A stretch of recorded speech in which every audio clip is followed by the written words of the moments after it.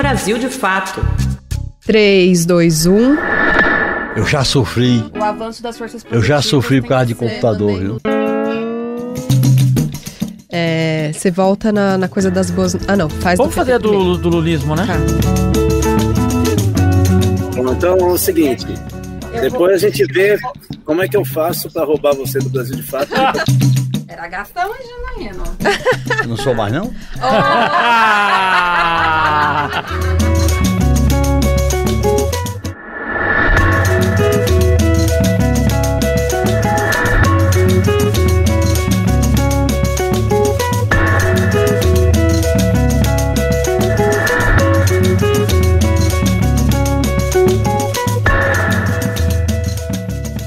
Olá, está começando mais um episódio do 3x4, podcast de política do Brasil de Fato. Eu sou a Camila Salmásio e aqui do meu lado, Igor Carvalho, jornalista de política do Brasil de Fato, meu colega. E aí, Igor, como tá essa força? Tá tudo bem, Camila, obrigado. Mais uma semana aqui com a minha amiga Camila Salmásio. Continuo com voz de pato. É isso, ouvintes. Fazer o quê? A Camila está cuidando da voz dela, que está voltando aos poucos. Também tá com a gente aqui hoje nosso querido amigo José Genuíno, ex-presidente do PT, ex-deputado. Tudo bem, Genuíno? Como vai? Tudo bem. E eu não podia deixar de lembrar que hoje está fazendo 60 anos do grande comício da Central do Brasil, 13 de março de 64. É isso. Gravamos esse programa no dia 13 de março, numa quarta-feira, né, Camila Salmásio? Muito bem, muito boa lembrança, viu? Nessa época eu era um jovem estudante que tinha saído da roça para estudar em Fortaleza e estava assistindo os preparativos do golpe. Hoje você só não é estudante, mas continua jovem, Genuíno. Muito obrigado. E com muita história para contar. Bom, e hoje a gente fala sobre a queda na popularidade do presidente Lula. Segundo o IPEC, a avaliação positiva atingiu o menor nível desde o início do terceiro mandato do Lula, com redução de 5 pontos percentuais nos últimos 3 meses. Os institutos Atlas Intel e Genial Quest destacam que as declarações do petista sobre Israel também contribuíram para abalar a imagem de Lula com o público, especialmente entre os evangélicos. Os levantamentos também mostram um aumento da polarização política, evidenciando uma divisão entre Lula e Bolsonaro e não entre os partidos. A queda na avaliação de Lula ocorre em um momento de crescimento econômico acima do esperado e com redução do desemprego e o aumento do salário médio. Para falar sobre esse cenário e os motivos que levaram o Lula 3 até sua pior avaliação, nós conversamos agora com o cientista político Rudá Ritt. Tudo bem, Rudá? Seja bem-vindo aqui ao 3x4. Prazer estar aqui com vocês. Prazer, Camila, Igor. Igor, a gente conversa com frequência. Sim. E o grande Genuíno, né? O Genuíno é a nossa referência na esquerda brasileira. A esquerda de massa, né? Porque nós temos uma esquerda de garagem, esquerda de... Mas a esquerda de massa, a nossa referência sempre vai ser o Genuíno. Muito obrigado, Rudá. Então eu vou puxar a conversa aqui. Eu queria saber, o Lula é com certeza um dos líderes políticos mais habilidosos que nós tivemos. Mas essas recentes pesquisas que revelam que ele sofre o pior índice de popularidade do Lula 1, 2, de um começo de segundo ano de mandato, elas preocupam. O que você percebe de diferente entre esses 3 mandatos? O que aconteceu nesse que nos outros 2 nós não tínhamos sido afligidos? Em primeiro lugar, o Lula tem muita sensibilidade e admitiu que não entregou à população aquilo que tinha prometido. Você utiliza a pesquisa como um instrumento de ação e de mudança da tua estratégia de governo. Eu tenho certeza absoluta que não tem nenhuma razão para o povo brasileiro me dar 100% de popularidade, porque ainda nós estamos muito aquém daquilo que nós prometemos. Eu sei o que eu prometi para o povo, eu sei os compromissos que eu fiz para o povo, e eu sei que até agora nós preparamos a terra, nós aramos a terra, nós adubamos a terra e colocamos a semente. Cobrimos a semente, agora este é o ano em que a gente vai começar a colher. Mas ele fala que o povo tem que ter paciência. Eu acho que tem que dizer o seguinte: o povo tem que participar da pressão, da mobilização pelas mudanças no governo.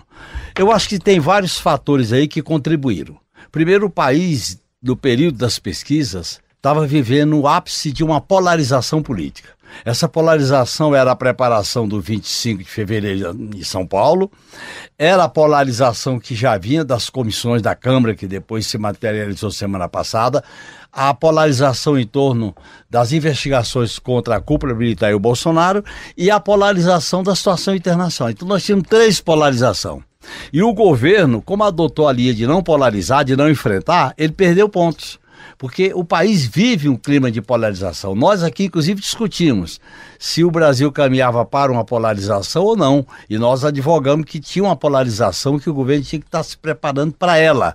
Eu acho que isso tudo explica. O negócio da Palestina, eu acho que ali foi um contrabando que botaram. A maneira de perguntar indica qual é a resposta que vai ter. Claro. Ô Rudá, de fato, você acha que o governo tentou fugir da polarização e, sem polarizar, não vai conseguir demarcar a sua fronteira política e ideológica aí? Vamos por partes. Em primeiro lugar, a pesquisa. Nós tivemos Quest, Atlas, IPEC e Datafolha. A Quest, ela revela o quê? Que nós não tivemos queda de avaliação positiva, significativa. O pico de avaliação positiva, que acho que foi agosto do ano passado, que estava em 60%, se você retirar esse pico, que está fora da curva, a média está em 53%. Não é muito diferente da última pesquisa. O que eu estou querendo dizer? Que essa coisa que evangélico entrou, o Lula está perdendo, o Lula não perdeu nada, gente. Quer dizer, isso é uma avaliação completamente desqualificada do ponto de vista de análise. O que aconteceu, que aí eu começo a minha resposta para você. A pesquisa Quest indica algo muito importante. É que o bolsonarismo continua sabendo como mobilizar e motivar a sua base. O que de fato aconteceu é que aumentou o índice de desaprovação do governo Lula na Quest, sem alterar a avaliação positiva. Veja, isso é a pesquisa Quest. Portanto, o bolsonarismo conseguiu galvanizar uma parcela enorme de evangélicos com a história de Israel, coisa que o lulismo não faz mais. O lulismo não mobiliza mais a sua base. Por quê? Porque o lulismo hoje faz uma coalizão de governo que engoliu o PT. Vocês se lembram que a direção nacional do PT, recentemente, fez uma crítica política econômica, e quem veio criticar essa crítica foi o Zé Dirceu, que deve ser candidato a deputado federal, dizem que é candidato a presidente do PT de São Paulo. Então, vocês percebem, o partido tem que estar absolutamente alinhado ao governo. E o lulismo é uma coalizão muito ampla de centro, não é nem centro-esquerda. De tal maneira que os ministros do governo Lula, que têm identidade com o projeto histórico do PT, não são do núcleo duro. Você não tem a Aniele, a Marina, o Silvio Almeida, a Secretaria-Geral da República que trata do orçamento participativo, a Sônia Guajajara. Nenhum desses tem importância capital nas decisões do partido. É uma situação em que o bolsonarismo sabe mobilizar a sua base e o lulismo não. É isso que eu queria dizer, que eu acho que é o principal fator que nós estamos enfrentando nesse momento.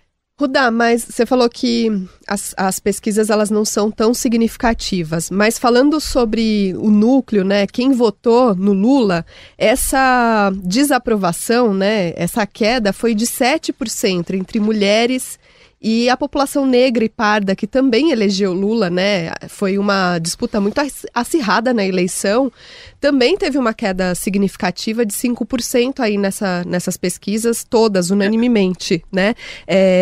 O que falta para essa camada que deu a vitória para o Lula se sentir contemplado por esse governo? Um governo mais à esquerda. Você vota no governo mais à esquerda que promete que vai lutar pela igualdade e não entrega. Quer dizer, você pega e fala, aumentou o PIB, diminuindo, mas eu quero saber o seguinte, o que está acontecendo na base? E mais do que isso, tem uma máxima na política que é o seguinte, o que importa na política não é o fato, o que importa na política é a versão. Ou seja, vocês sabem, vou dar um exemplo, a campanha de 89.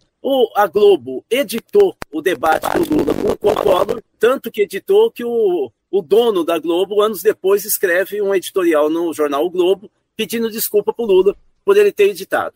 Então, isso aí é de 89. Dali por diante, o que a gente aprende? É que você pode colocar só 180 mil pessoas na Paulista, mas se você articula uma onda, que é um ataque às comissões permanentes da Câmara Municipal, pesquisas que você consegue galvanizar de ataque ao Lula. Isso o PT sabia fazer. E com o lulismo, não sabe mais. O PT virou um leão desdentado. Então ele não consegue mobilizar a sua base social e não consegue criar fato político. Esse é que é o problema. É que no dia seguinte, o bolsonarismo dá aversão e o lulismo não dá aversão nenhuma. Eu queria só te perguntar, Camila, eu sei que o entrevistado sou eu, mas qual é a imagem do governo Lula? Você sabe me dizer? Qual é o grande projeto do governo Lula? Eu estou dizendo popular. Lá no boteco, você vê o Lula falar, esse governo está fazendo isso. Qual é? Qual é o projeto do governo Lula? Se você não sabe responder ou demorar mais de 10 segundos para responder, é porque esse governo é uma gelatina. Então, eu volto a falar, o governo não tem imagem, ouve mais a direita e o centrão do que a esquerda do seu governo, e o lulismo cala a boca do PT. Nós estamos no pior dos mundos, não é? Para a esquerda. Genuíno, tem que virar à esquerda. O governo tem que buscar uma saída, uma porta à esquerda para conseguir estreitar os laços com mulheres e população preta e parda desse país? Olha, a situação é mais complexa e o buraco é mais embaixo. Em primeiro lugar, nós tivemos uma eleição pau a pau, disputadíssima. Em segundo lugar, nós tivemos uma intentona golpista, que foi o 8 de janeiro. Em terceiro lugar, o governo aplicou um programa de reconstrução e esqueceu de juntá-lo a um programa de transformação para viabilizar a melhoria das condições de vida, principalmente da população trabalhadora. Nesse sentido, eu acho que a pesquisa é um alerta, mas não é o fim do mundo, é possível enfrentar, desde que a gente dê visibilidade e tome medidas concretas em relação à renda, salário, emprego, melhoria das políticas sociais, porque alguns episódios enfrentaram essa crise, por exemplo, a pandemia do dengue, a pandemia da Covid que voltou, as enchentes e a seca, são fatores que o governo devia ter agido com pronta resposta de maneira mais eficaz. Em segundo lugar, eu acho que o Lula, nos momentos que ele se posicionou à esquerda, faltou um respaldo político. Quando ele enfrentou, por exemplo, a questão dos juros, quando ele está enfrentando agora a questão da Petrobras, como ele enfrentou a questão da política externa, faltou um respaldo político das bancadas da Câmara e do Senado, do PT e dos partidos à esquerda e dos movimentos sociais. Portanto, eu acho que é possível reverter essa situação. O Lula admitiu que não entregou o que tinha prometido. Isso é o primeiro passo, é a humildade. Mas ele tem que, para entregar o que prometeu, tem que fazer mudanças e transformações. Não é só união. E no meu modo de entender, é possível enfrentar pontos delicados. Além da renda e salário, que eu acho que é o problema principal, tem que enfrentar o problema dos preços, porque está incidindo sobre a cesta básica, e as medidas que devem ser tomadas no plano da democracia. Esta posição do Lula sobre a guerra é positiva, no caso da solidariedade aos palestinos, mas tem que ter respaldo aqui. E a posição dele sobre as Forças Armadas é negativa, e o partido tem que ter autonomia para fazer essas críticas. Portanto, eu acho que nós estamos num processo de discussão e de debate que é muito importante que haja um movimento de fora para dentro. Não é de dentro do governo, é de fora para dentro, para que a gente possa alterar. No meu modo de entender, um governo nas condições de crise tem que enfrentar, tem que polarizar. Não adianta só negociar, tem que enfrentar, polarizar e dar sinais e visibilidade à plataforma popular, à plataforma do povo. Agora eu vou juntar algumas provocações aqui. O Rudá acabou de nos falar que falta um projeto. Falta que esse governo nos mostre qual é a cara desse governo, qual projeto de país ele tem, que é algo que a gente já vem escutando o próprio João Pedro Stetti falar aqui há algumas semanas, que esse governo não tem um projeto de país. Você está dizendo agora, Genuíno, que o movimento tem que vir de fora para dentro. Se tem que vir de fora para dentro, que projeto as ruas vão comprar se nós não temos um projeto de país? Em primeiro lugar, o projeto democrático, popular e antineoliberal. Segundo, um projeto que considere o inimigo principal a extrema-direita. Mas para enfrentar a extrema-direita, nós temos que combater a velha direita. Porque o modelo neoliberal produz a extrema-direita. A extrema-direita é filha do neoliberalismo, porque o neoliberalismo descaracteriza tudo, precariza, terceiriza, e aí vem a crise e eles apresentam como caos.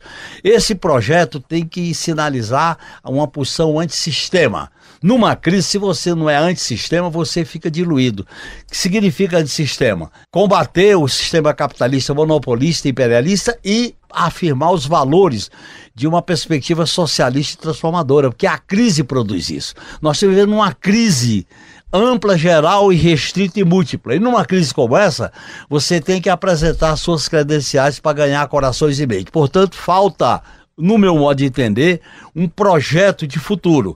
Quando você não tem projeto de futuro, você fica administrando de perdas e danos. Tem que sinalizar uma alternativa. E eu acho que isso faltou na campanha eleitoral, faltou na transição do governo e faltou nesse 1 ano de governo, o ano de 2023. Eu acho que essa é a questão central para que a disputa seja politizada, seja enfrentada com maior eficiência. A direita está muito solta, muito à vontade, e nós não estamos nos contrapondo com a extrema-direita. Ô Rudá, o governo está só no modo de sobrevivência? Não, isso que é o pior. O que me preocupa é que o governo Lula negocia e ouve mais a direita do que a esquerda. Não há espaço nenhum para a esquerda. Tá reagindo, né? A primeira característica é isso. O lulismo faz uma leitura de correlação de forças totalmente institucionalizada. O conceito, para citar aqui esquerda, o conceito do Gramsci de correlação de forças não fica limitado ao campo institucional. O lulismo reinventou esse conceito. Ele faz o cálculo quantas pessoas ele tem no Congresso. Aí ele fica refém. Ele não negocia abertamente com um time de torcida organizada de time de futebol, movimento sindical. Eu converso com todos eles, né? Com grandes articulações de pastoral social progressista. Em termos de negociação, o governo Lula está mais próximo da Dilma do que do próprio Lula 1 e 2. Esse é o primeiro grande problema. Segundo problema, nós fomos tanto à direita que agora não tem diferença para o eleitor, ele não consegue entender. Eu temo que o lulismo tenha dado um passo mais à direita do que no governo Lula 2 e do governo Lula 1. Eu estou preocupadíssimo com a lógica e a estratégia política do lulismo, não do PT. E aí o partido perde energia. A militância mais aguerrida, que vota em Lula, que está à esquerda, está tentando se orientar com as lives dos canais progressistas. Porque você não tem orientação política para a sociedade civil. Ô Rudá, entendendo essas posições, como você está dizendo, os passos do governo mais ao centro, mais à direita, e os sinais que ele vai dando para a rua. Mas lá dentro do Congresso, a gente tem hoje uma dificuldade do governo de avançar e de negociar por conta do orçamento, né? O orçamento hoje, diferente do governo do Lula 1 e 2, o orçamento hoje está na mão do Congresso, está na mão dos deputados, e eles negociam com esse trunfo na manga, né? Eu estou falando o seguinte, como é que o PT fazia antes? Se tinha uma bancada menor, não tinha governador e muito menos a presidência da República, e era respeitado. Como esse que está do lado de vocês aí, o Genuíno. Então, assim, eu volto a dizer, como que o PT fazia? O PT articulava uma mobilização da sua base com pautas populares, com uma ação no campo institucional. O que o PT faz hoje? Fica refém da lógica institucional de negociação. Vou explicar claramente, dialogando com você. O Lula cedeu tanto para o Centrão e para o Arthur Lira que acabou emparedando o Rodrigo Pacheco e ele foi obrigado a ir para a direita. Rodrigo Pacheco possivelmente vai ser candidato a governador em Minas Gerais com apoio do PT, e todo o PT, não é só a corrente majoritária. Então, ele é aliado. Por que o Rodrigo Pacheco começou a colocar dificuldade para o governo Lula? Porque os senadores perceberam que, para negociar com Lula, tem que fazer como Arthur Lira. Então, o Lula está ensinando com quem e como que ele negocia. É se ele apanhar. Se ele apanha, ele cede. O Lula nunca foi assim. É muito ruim a imagem que está ficando. Genuíno, Rudá falou um pouco ali na resposta dele sobre como o PT fazia. Como que o PT fazia? Antes de chegar nessa questão, eu queria colocar que o problema é mais amplo. Em parte, o Rudá tem razão. Em parte. Mas existem questões que têm a ver com a situação histórica que o país atravessa, principalmente após a crise de 2008. O modelo capitalista se reestruturou, o neoliberalismo buscou formas alternativas de enfrentar a crise, como a mudança na CLT, fundos públicos, a exploração das commodities e a articulação de um multilateralismo sob a hegemonia dos Estados Unidos. Nesse quadro, a crise é sistemática, ou a crise é sistêmica. Numa crise sistêmica, ela é cultural, ambiental, social, saúde, militar. Numa crise como essa, o PT tem que definir um projeto estratégico para o país, cujas bases têm que ser aquilo que o PT acumulou e atualizar. Por isso que ele tem que ser antissistema. A partir daí, essa debilidade que apareceu na campanha eleitoral do Lula, e essas divergências eu inclusive apresentei na maneira de conceber a campanha, tanto o programa como as alianças e o modelo de governabilidade. No sistema de crise, a governabilidade, isso funciona para o Brasil, para a Argentina, para o Chile, para qualquer lugar. Você tem que ter uma governabilidade tensionada. Você tem que ter O que é tensionado? Você tem que ter um programa que ligue o imediato com o futuro. Segundo, você tem que trabalhar por dentro e por fora das instituições. Terceiro, você tem que ter uma pauta de diálogo para que o povo organizadamente participe, ou na forma de plebiscito ou na forma de movimentos sociais. Nesse sentido, eu acho que o governo Lula criou um modelo de governabilidade de reconstrução do país. Isso é pouco, porque na medida que você tem uma extrema-direita que está atuando, coisa que não acontecia antes. No Lula 1 e 2 nós não tínhamos essa extrema-direita organizada. Lula né? 1 e 2 e Dilma 1 não tinha essa direita organizada. Hoje nós temos a extrema-direita organizada, inclusive com respaldo internacional. Segundo, essa extrema-direita faz um discurso do caos, do quanto pior, melhor. E nós não enfrentamos essa extrema-direita. Nós não enfrentamos, por exemplo, os atos do 8 de janeiro. Nós não fomos para as ruas. A questão das pautas sociais, nós não fomos para enfrentar. O caso do Lula, veja bem, o Lula tá conduzindo o país para uma visão que eu tenho minhas discordâncias dele, e tenho dito isso agora. Há um problema. A crise, do jeito que está evoluindo, tanto no plano nacional como no plano internacional, não é surpresa que o Lula tem, em alguns momentos, que sinalizar posições à esquerda, como ele fez, por exemplo, na solidariedade ao povo palestino. Claro. Como ele está fazendo agora na discussão dos dividendos da Petrobras. Como eu acho que ele tem que fazer na questão dos juros e na questão da privatização da Eletrobras.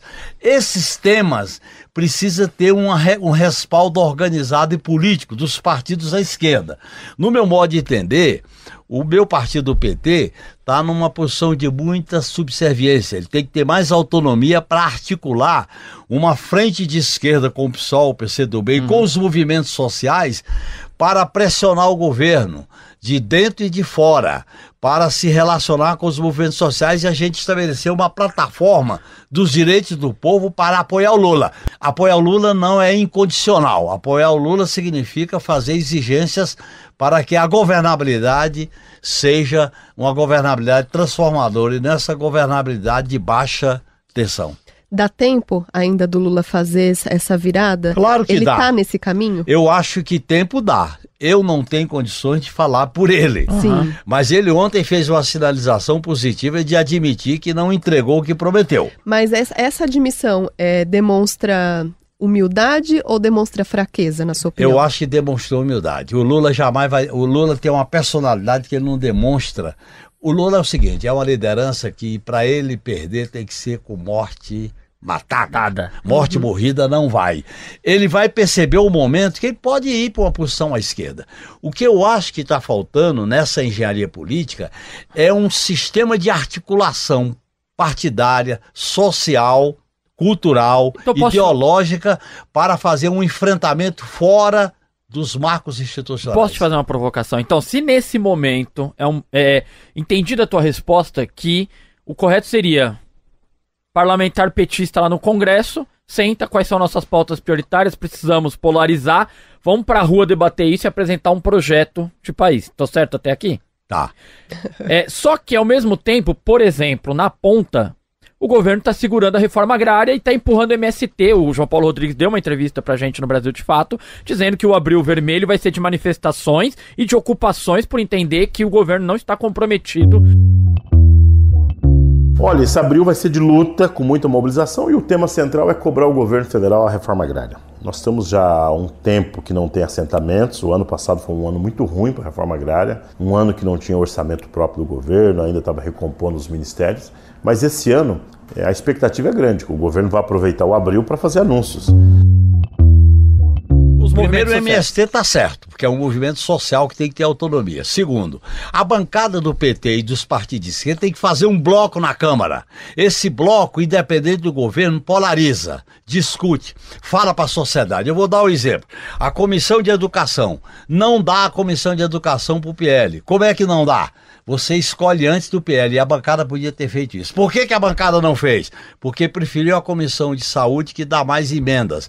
Então tem coisas que a própria bancada devia ter mais autonomia para estabelecer uma linha à esquerda em relação às negociações. Qual é o modelo de aliança que eu defendo?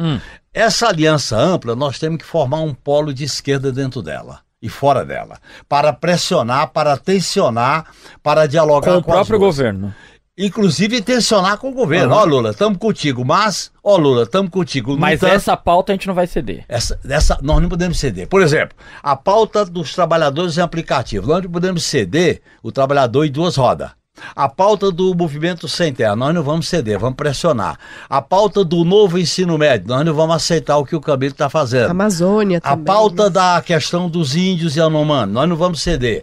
A pauta do enfrentamento, aí nesse ponto a gente está com ele, de solidariedade aos palestinos, estamos contigo. A pauta em relação à questão, por exemplo, dos direitos das mulheres, da comunidade negra, da comunidade LGBTQIA+, nós não vamos ceder. Nós temos que estabelecer limites aonde se negocia ou não. Agora tem que haver polarização, tem que haver disputa política. Nós não podemos ter uma governabilidade sem disputa política. Se no Lula 1 e 2 e 3 era necessária a disputa política, agora ela é imprescindível. Tem que ter disputa e enfrentamento político. Discussão muito boa, e se você que está ouvindo o 3x4 gosta dos conteúdos produzidos aqui pelo Brasil de Fato, então ajude a gente a continuar fazendo esse jornalismo independente e a contar o que a mídia tradicional não conta. Hora do nosso merchan aqui, ó. É só acessar apoia.c/Brasil de Fato e apoiar a comunicação popular com o valor que você puder. E quem apoia leva lembranças muito legais, descontos especiais em parceiros como Boitempo, Expressão Popular, entre outros. Então, não fique de fora. Apoie a comunicação popular. Rudá e Genuíno, eu tô vendo que a gente tá caminhando aqui pra uma conversa dividindo o lulismo, o petismo e trazendo uma carga pesada pro lulismo. É isso, Genuíno? A gente pode imputar ao Lula o tamanho dessa carga da baixa popularidade do seu governo? Olha, a avaliação da conjuntura política e o papel dos movimentos sociais não serão entendidos só com a questão do lulismo. Aí eu gostaria de fazer com o Rudá uma discussão, uma mediação sobre isso. Primeiro, o lulismo existe, mas não é do tamanho, da importância que ele está colocando. Primeiro, porque você tem movimentos sociais organizados no país. Segundo, você tem uma história de perseguição a esses movimentos sociais, em particular o PT. Que foram durante 10 anos um massacre judicial, um massacre social e um massacre econômico. Terceiro, a própria liderança do Lula, ela desperta um lado positivo, que é a ideia de enfrentar. Quando ele não corresponde a essa ideia, ele também é desgastado. Portanto, o lulismo é algo mais complexo do que... Aí eu tenho uma divergência parcial do que o Rudá está colocando, porque você tem um descenso do movimento social no país. Você tem os reflexos do neoliberalismo na organização da sociedade. Você tem a necessidade da gente ter uma posição mais sistemática. Aí não é o problema do Lula, é o problema do PT e das esquerdas. Tem um programa antissistema, tem um programa que questione o sistema capitalista e apresente o rumo do socialismo, com toda a experiência que nós vivemos. Tem a questão nova desse programa, como ligar a luta das mulheres, a luta do povo negro, a luta da comunidade LGBTQIA+, e dos povos originários, com um programa econômico e social, porque há uma certa diferenciação nesse sentido aí. E há, no meu modo de entender, um outro problema, que acontece que tem muita coisa no Brasil aqui embaixo. O que está faltando é uma articulação macro. E essa articulação não seria positiva que o governo fizesse. Tem que ser tarefa dos partidos. Então, eu acho que tem um problema sério no PT. Eu acho que a maioria que dirige o PT hoje está muito acomodada. Por exemplo, a questão da Câmara dos Deputados. Certo. Tem que ter uma bancada de 120 deputados de pronta resposta. Falou, tem resposta. Comissão de Educação não é para o PL. Vai para a saúde, tudo bem, mas a Comissão de Educação é nossa, você escolhe antes. Então, está faltando uma disposição. A gente, quando ganhou a eleição, a ideia de uma governabilidade rebaixada, de governar num pacto nacional, de achar que dá para, vamos dizer assim, terceirizar a luta pela democracia com a Polícia Federal e com o Alexandre de Moraes, foram erros que foram cometidos também pelos partidos, no caso o PT, no caso o próprio PSOL, no caso parte do PCdoB, etc. Então é por isso que eu acho que é mais amplo o problema da responsabilidade do Lula. O Lula tem responsabilidade porque ele é o líder máximo e ele construiu esse caminho. Aí, nesse ponto, o Rudá tem razão, nesse ponto, porque ele construiu um caminho dele ser o negociador, ele ser o balizador, ele ser a referência máxima, tanto na campanha como agora. E eu acho que esse modelo de governabilidade está em xeque pelas pesquisas. Por outro lado, essas pesquisas, elas refletem um momento em que houve uma intensa disputa no país. Eu acho que é mais isso, a intensa disputa que aconteceu na preparação do 25 de fevereiro. Misturado com a crise internacional e misturado com a ofensiva da direita, porque a extrema-direita, ela é ousada, ela tem iniciativa, ela vai para as ruas. E quando a esquerda fica na defensiva, não articula, não toma iniciativa para ir para as ruas, ela perde terreno. E eu acho que nesse sentido é que a gente deve dialogar de maneira mais ampla sobre os desafios que temos pela frente. O Rudá quer complementar? Em primeiro lugar, eu gosto tanto do Genuíno que eu vou falar que eu não estou divergindo dele. É um outro ângulo de olhar. É generosidade sua, Rudá. Não, eu estou tucanando aqui. Mas é o seguinte, vou explicar. Primeiro, para mim, o lulismo não é o Lula, em primeiro lugar. O lulismo é um arco de direções e articulações políticas, mas principalmente direções, que cada vez mais vai à direita. Ele nasce com o programa do Roosevelt. O programa 1 era o programa do Roosevelt atualizado. Aí ele dá um passo seguinte e vai para o social-liberalismo. Hoje, o que eu vejo do lulismo? Ele é o guardião do Pacto da Nova República.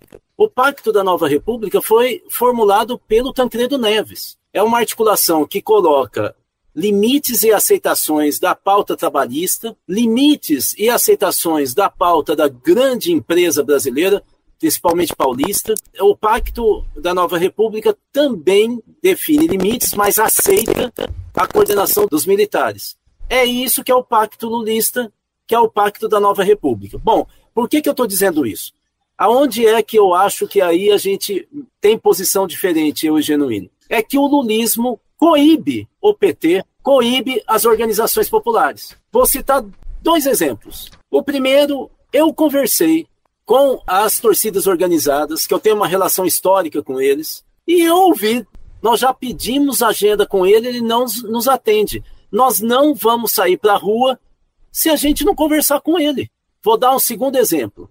O Lula e a esquerda, para pressioná-lo, porque a direita o pressiona todo dia. O que todas as organizações de trabalhadores, CNTE, sindicatos estaduais de professores, da educação, exigiram. Exigiram o afastamento da Fundação Lehman, da coordenação do MEC. O Lula decidiu demitir o Camilo Santana em abril do ano passado. Aí começou... Isso aí eu tenho informação de bastidor. Aí começou uma pressão sobre o MEC e o governo por causa do ataque às escolas. O Lula recuou na demissão. E o Camilo Santana trouxe várias dos líderes que estavam criticando a sua gestão para a comissão de estudo sobre o ataque às escolas. A comissão ficou trabalhando meses, o relatório não foi usado pelo MEC, o Camilo continuou e foi para a direita outra vez. O fim da Conferência Nacional da Educação em Brasília teve uma palavra de ordem fora Lehman. E por que era fora Lehman? Porque o governo Lula foi até os dirigentes sindicais pedindo para não atacar o Camilo. A palavra de ordem foi um jeito de atacar o Camilo indiretamente. O Camilo sentiu. Então eu queria só saber aonde que o lulismo não coíbe o movimento social e a esquerda. O tempo inteiro o lulismo usa de um acordo tácito de apoio eleitoral e político para coibir a esquerda, para coibir o sindicalismo. E isso eu posso citar 30, 40 casos que eu acompanho. Movimento negro, indígena, todos falam a mesma coisa, todos. Então, assim, por isso que eu falei, tá parecendo muito com o Dilma. Eu vou fazer agora fraternalmente uma divergência democrática. Primeiro, eu acho que o Pacto da Nova República já faliu. O Pacto da Nova República acabou com o golpe contra Dilma em 2016, porque as instituições produziram o golpe, acabaram. Nós estamos num novo período histórico. Eu, inclusive, abordo isso nesse trabalho aqui sobre a Constituinte. O pacto político rompeu-se.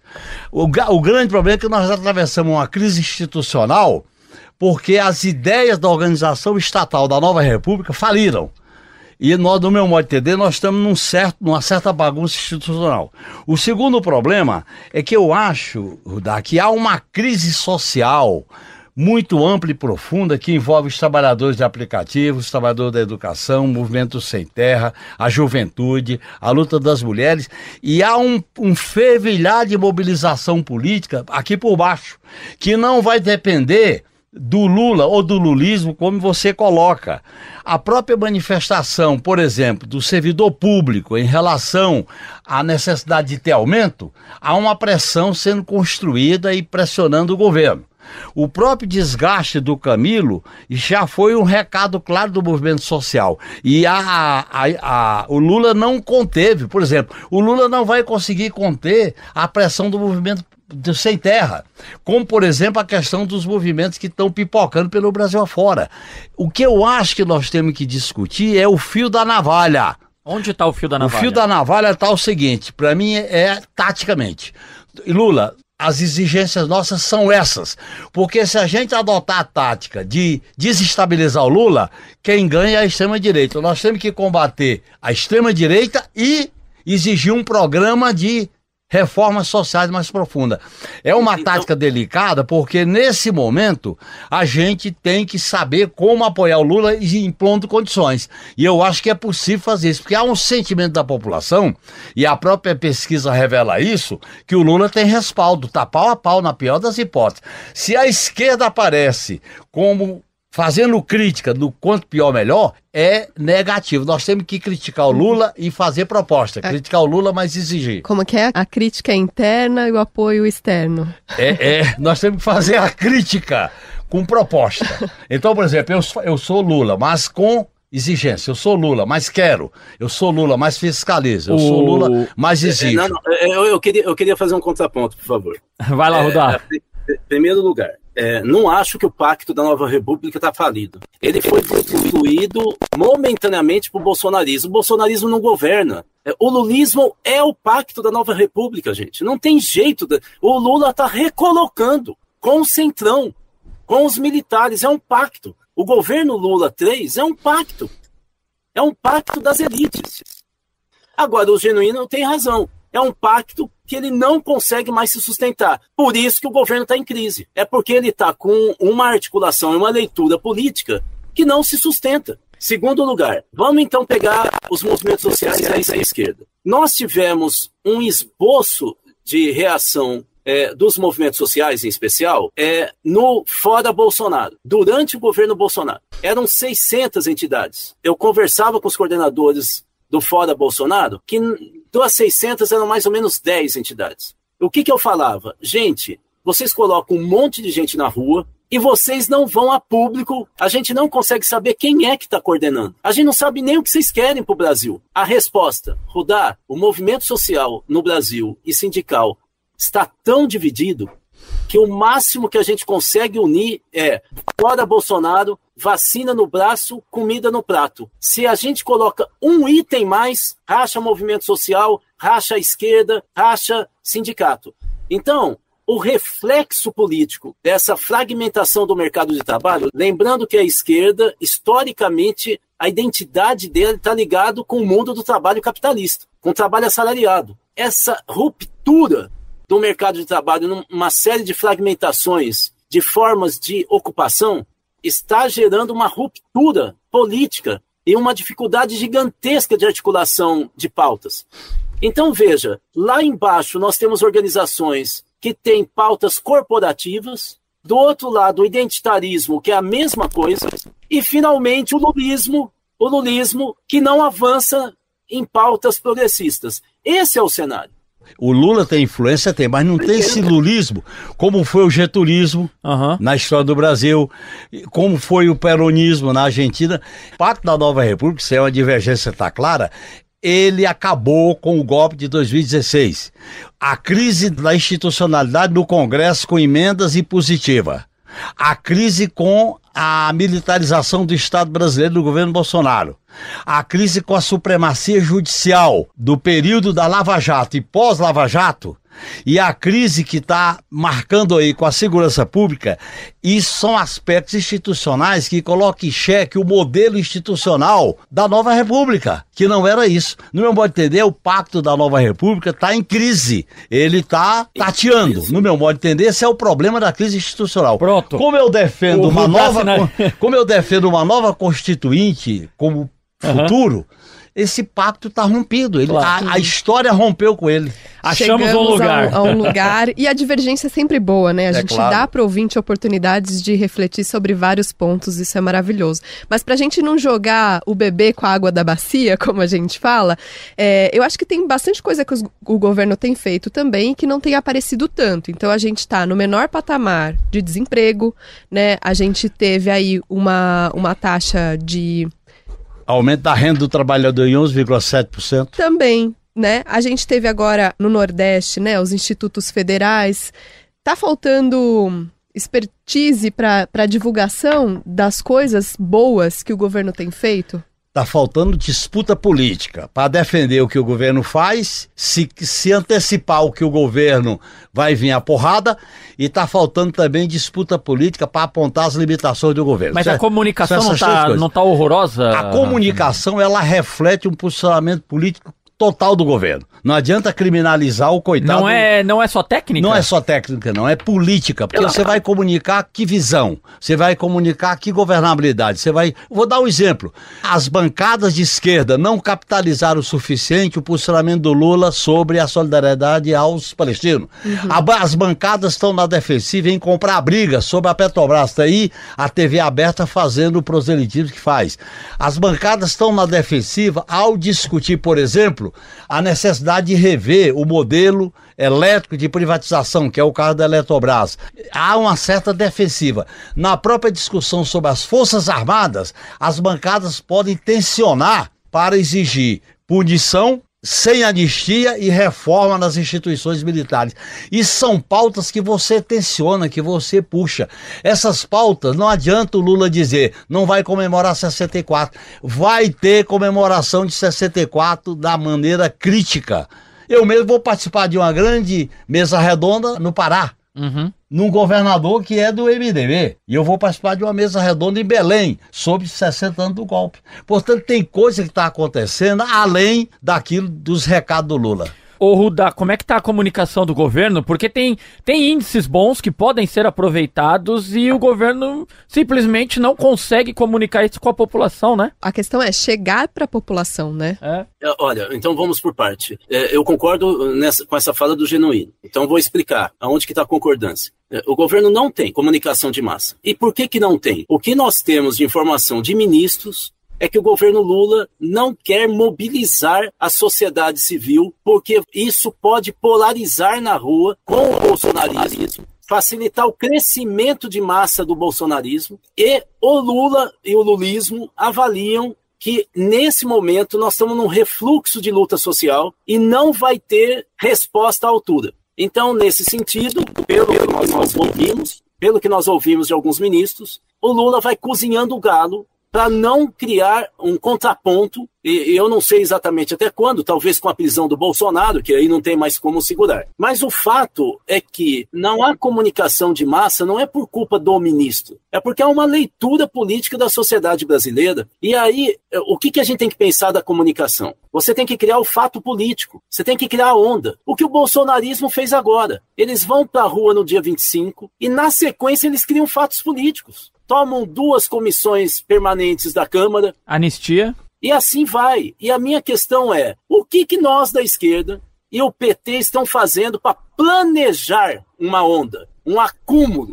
Não adianta falar 100 novos institutos federais. Isso só tem impacto se chega na favela. E não só o estudante que vai estar naquele instituto federal. Mas isso tem que se casar, e isso é onda, gente. Isso é construído. É uma construção. Entende? Não é um jornal nacional, não é um canal, é uma construção de massa, de comunicação de massa. Isso se chama disputar uma contra-hegemonia na medida que a gente governa sob a hegemonia neoliberal. E dia 23 de março tem manifestações. Teve manifestação no dia 8 de março, vai ter manifestação no dia 23 de março. É o caminho de disputar essa contra-hegemonia, ou pelo menos voltar a disputar as ruas, Janine? Eu acho que a gente tem que ir com mais cuidado. Primeiro que eu acho que teve uma reunião da Frente Brasil Popular e Povo Sem Medo com vários partidos e tiraram um calendário de manifestação. Segundo, eu acho que se essas frentes não se mobilizarem e a gente não colocá-las na rua, nós não vamos construir, isso não nasce do céu, nem como cogumelo após a chuva, tem que ser construída. Eu acho que o meu partido, por exemplo, tem que sair do Twitter e fazer articulações plenárias, reunir, fazer frente com esse processo. Terceiro, nós vamos para uma eleição muito disputada, que é a eleição de 2024. Isso vai influenciar. Por quê, Rudá? Porque nós estamos vivendo uma crise sistêmica. Uma crise sistêmica, ela tem um lado do impulso, ela tem um lado do descontentamento, ela tem um lado da perplexidade. Se o que existe de esquerda hoje no Brasil se mexer, ela pode dar um salto de qualidade. É a minha avaliação. Rudá, você vai para a rua dia 23? Não, se tiver plenária das centrais sindicais e dos partidos de esquerda. Porque se for só para fazer protocolo, igual médico, falando 23, faltando 10 dias, você não vê uma plenária? Mesmo diante da possível demonstração de força da direita, né, que levou uma massa para a rua... Camila, eu fui da coordenação da campanha das diretas em São Paulo. Eu fui de coordenação de vários movimentos sociais, de várias mobilizações e campanhas nacionais. Não dá para achar que isso é típico da cultura de rede social. Uma entidade chama um evento e o pessoal acha que magicamente sai todo mundo na rua. Isso é trabalho, gente. Isso é dinheiro, isso é reunião, articulação, palavra de ordem construída, acordo. Entendeu? Eu não estou vendo isso. Por exemplo, sindicato. É a direção da CUT chamar na capital de São Paulo, em Belo Horizonte, no Rio de Janeiro, em Recife, em Salvador, encontro dos principais sindicatos. Para discutir uma pauta organizativa de massa. Isso é plenário. Mas teve essa plenária e o pessoal programou 23 de março, as lembranças dos 60 anos do golpe, que vai até 1º de abril, e o 1º de maio. Então nós temos um projeto de mobilização numa área que eu acho que a esquerda pode sair dessa letargia e fazer a mobilização política. Eu tenho a triste notícia para quem nos escuta, porque nós poderíamos passar os próximos 2 dias com o Rudá Genuíno e a gente escutando os dois conversando aqui, mas temos que encerrar, né, Camila Salmásio? Sim, infelizmente. Ou felizmente, né? Não sei se o pessoal tá também... Ai, pelo amor de Deus. Claro que tá, Camila. Não sei, Genuíno, você acha? Acho sim, não pode ser pessimista. Vamos pra rua com otimismo, então. Vamos pra rua com otimismo, com o coração quente e a cabeça fria. Boa, boa. Bom, então com esse ótimo debate que nós tivemos, vamos encaminhar aqui para as dicas culturais. A Camila tá angustiada essa semana, então eu vou deixá-la por último, Camila Salmásio. Rudá, o que você nos trouxe de dica cultural? Eu quero sugerir 2 livros. Certo. Podia ser uma coisa mais... Esses 2 aqui, ó. Chama Limites da Democracia. O Marcos Nobre é um filósofo, professor da Unicamp, foi presidente do SEBRAP. Nesse livro, ele trata inclusive de 2013, dizendo que foi a grande oportunidade perdida pela esquerda, que não entendeu o que era o recado da rua e de uma juventude que saía para lutar por uma pauta popular. E esse livro é um debate mais complexo, que até faz algum tipo de contraponto ao livro que eu acabei de apresentar do Marcos Nobre. É o livro do Rodrigo Nunes, que ele vai falar que é uma falsa discussão entre horizontalidade da organização e organização vertical. Como que chama? Chama nem horizontal, nem vertical. Nem vertical, tá. Ele está tentando dizer que esse debate entre a organização vertical de partido clássico de esquerda e o horizontalismo dos coletivos, das mobilizações dos jovens, né, autonomistas e anarquistas do século XXI, é um falso debate. O livro é muito interessante, bem polêmico, vale a pena. Do jeitinho que a gente gosta, Exato. bem polêmico. Genuíno. Que é uma polêmica que eu acho que saiu um livro agora, recentemente foi lançado há uma semana, da deputada federal do PSOL, Fernanda Mecchioni, sobre o feminismo. É um livro muito interessante. Tudo isso é feminismo, porque ela liga a história das lutas das mulheres com a luta anticapitalista. Não separa, que eu acho que é um problema que a gente tem que enfrentar, de como tratar. Eu não uso o nome identitário, eu uso o nome de afirmação de direitos. Afirmação de novos direitos. Muito bom. Boas dicas hoje, hein? Por falar em boas Ficou dicas... difícil pra nós. Vai lá, Camila Salmásio, por falar em boas dicas... Olha, eu não tinha uma dica, tava assim angustiada, porque eu falei, o que eu vou contribuir com a dica? Mas eu lembrei de um podcast que eu ouvi ontem, da Rádio Ambulante, uma companhia de podcast, enfim, um grupo de podcast dos Estados Unidos, mas que conta histórias sobre a América Latina. Muito legal o grupo, inclusive em português e espanhol. E a minha dica é Superman em Chile, é o nome do podcast. E ele fala sobre o período da ditadura do Pinochet, quando um grupo de artistas, né, de atores, atrizes, eles foram ameaçados de morte e foram ameaçados para se retirarem, né, do país. E ao invés deles saírem, eles resolveram resistir de uma maneira muito diferente. Eles resolveram trazer um super-herói. E o super-herói, na verdade, né, que eles chamam aqui de Superman, é um ator estadunidense na época, que era o Christopher Reeve, que ele fazia o super-herói, o Superman, e era um dos atores mais famosos da época. E por que ele estar lá? Porque aí os olhos do mundo se voltariam para o Chile naquele momento, e realmente eles conseguiram fazer a resistência com esse movimento. Eles levaram o Christopher Reeve, ele topou ir para lá e fazer essa resistência junto com esses atores, Caramba. esse grupo de atores. E a história é muito legal, muito interessante. Tem que ouvir como que isso aconteceu, como ele chegou e como ele entrou no Chile diante da ditadura. Eu não conhecia essa história, então eu acho legal a gente perceber que essas narrativas, elas podem ser contadas de 1000 óticas diferentes, né? E essa foi uma que me chamou muito a atenção, muito legal esse podcast da Rádio Ambulante. Inclusive foi finalista do Prêmio Gabo do ano passado, de 2023. Vale muito a pena ouvir. Ah, excelente. Sabia dessa história, Genuíno? Que o Christopher Reeve esteve no Chile? Não sabia, não. Agora, já que você está falando em filme, vamos lembrar o que ganhou o Oscar. Oppenheimer. Oppenheimer é aquela declaração do diretor que foi premiado. Sim. Justo.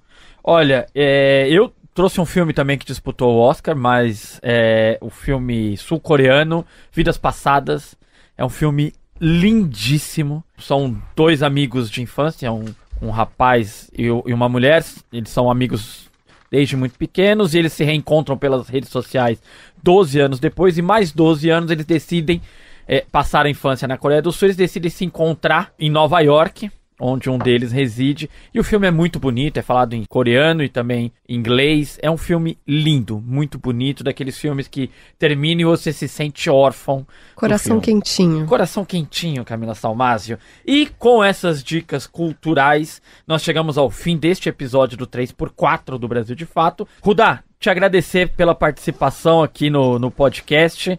Muito obrigado por ter topado o convite, viu? Valeu, Rudá, um abraço. Eu que agradeço e peço desculpas, vai dar um trabalhão para vocês, essas falhas que estavam no meu som. Tudo bem. Genuíno, obrigado, viu? Até a próxima. Até a próxima daqui a 15 dias, né? Perfeito. E já tem spoiler, vamos falar de Araguaia em breve, hein? Para os nossos ouvintes ficarem atentos aí. Mas que tal deixar sua marca no nosso podcast? Se você tem algo a dizer, compartilhe conosco deixando seu recado no Spotify, logo abaixo da descrição deste episódio. Sua participação nos ajuda a alcançar mais ouvintes. Para continuar acompanhando a nossa cobertura sobre os principais fatos de política do país e do mundo, acesse o site brasildefato.com.br. O 3x4 é apresentado por mim, Igor Carvalho, e pela minha colega de redação Camila Salmásio, que também assina a direção do podcast. Nossos comentaristas são João Pedro Stedley e José Genuíno. A produção e roteiro é de Letícia Holanda, a trilha sonora original é de Alejandra Luciani, a edição e sonorização é de Lua Gattinoni, nosso cinegrafista é o Vitor Shimomura e a identidade visual é de Nazura Santos. No Brasil de Fato, a coordenação de rádio e TV é da Muniz e Ravena, a direção de jornalismo é da Nina Fidelis. Até mais!